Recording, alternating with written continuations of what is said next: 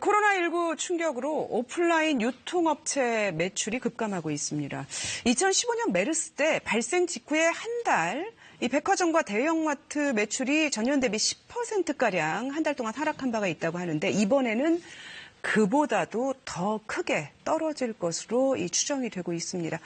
유통산업의 축이 오프라인에서 온라인으로 바뀌고 있던 시점이었기 때문인데요. 이게 어떤 구조 변화로 아예 자리를 잡을 가능성도 있습니다. 세종대 경영학부 김대종 교수 나오셨습니다.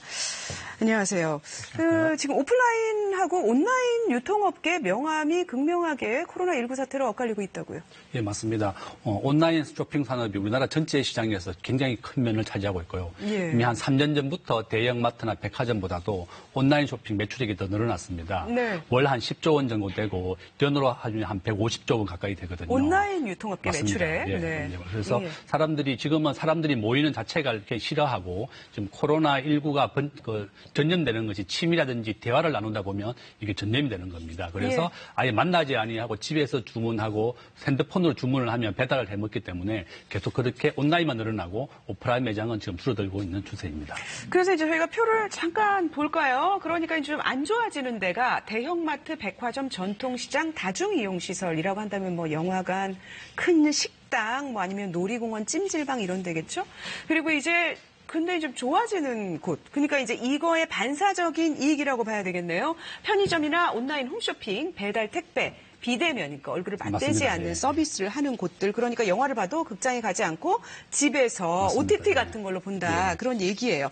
자, 두 번째 저희가 품목별로도 한번 봤는데 이제 화장품이나 명품, 액세서리, 아웃도어 안 나가니까 치장할 필요가 없어지는. 맞습니다. 예, 그런 면이겠죠. 그다음에 이제 위생용품, 마스크, 뭐 건강보조식품, 상비약, 도시락. 네. 그러니까 괜히 이제 식당에 안 나가고 도시락을 사 먹고 집에서 옷을 입고 이런다는 건데, 자, 앞서 그 첫 번째 거를 한번 볼까요? 이제 좀 그 특이한 점이 오프라인 매장 중에 편의점은 매출이 는다고 그러네요. 왜 그럴까요?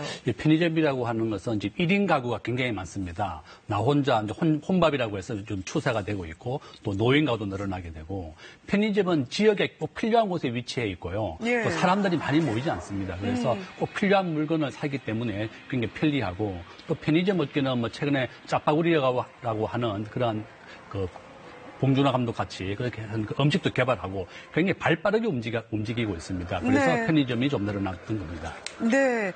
근데 이제 그런 상황을 보면 이 코로나19로 인한 이 변화가 일시적이라기보다는 기왕에 바뀌고 있던 것을 가속화하는 면이 좀 있는 것 같아요. 네, 맞습니다. 한 3개월 이상 지속되면 이제 완전 트렌드가 됐는데요. 예. 우리나라는 세계 최고의 인터넷 강국입니다. 예. 우리나라 어디 갔든지 와이파이가 되고 있고 또 인터넷 보급률이 세계 최고거든요. 워낙 이렇게 인터넷 보급이라든지 와이파이가 잘 되기 때문에 인터넷 쇼핑은 계속 늘어나게 됩니다. 네. 그래서 세계적인 추세고 우리나라만의 변화는 아니고 특히 우리나라가 어떤 나라보다 앞선 이유가 인터넷 전산망이라든지 또 인터넷 보급률, 스마트폰으로 주문하는 분들이 50대, 60대, 70대가 점점 큰 프로 늘어나고 그러니까 있습니다. 이제 코로나19 사태 전에는 주로 젊은 세대를 중심으로 온라인 쇼핑이 늘어났었는데 지금은 이제 전 세대에서 다 온라인 쇼핑을 즐기게 되고 그게 편리하다고 느끼게 된다면은 일시적이지 않고 이게 어떤 구조적인 변화가 될 수도 있겠어요. 예, 맞습니다. 저는 계속 이것이 추세가 확장될 것이라고 보고 있고요. 예. 2015년도에 메르스 사태에 중국의 알리바바가 큰 기업을 성장했고 상장까지 했습니다. 그러니까 메르스 사태가 길어지면서 알리바바가 상장되고, 엄청난 예, 성장을 했다면서요, 그때? 예, 예. 네. 그게 이제 구조적 변화였다는 거죠? 예, 구조적 변화와 또 이제 코로나19로 인해서 우리나라도 온라인 쇼핑이 더 큰 대세가 되었고 더 크게 증가할 것이다. 저는 그렇게 전망하고 있습니다.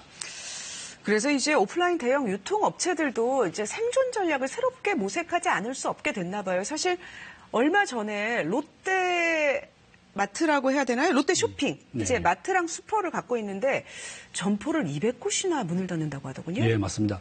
이 마트가 지금 적자가 지속되고 있고, 이마트? 예, 그다음에 롯데마트는 200개 정도를 폐점하겠다고 했는데요. 예. 이마트와 롯데쇼핑이 중국에 진출했다가 다 철수했습니다. 지금 베트남으로 해외 매장은 다 옮겼고 롯데마트는 200개 정도를 폐쇄하겠다.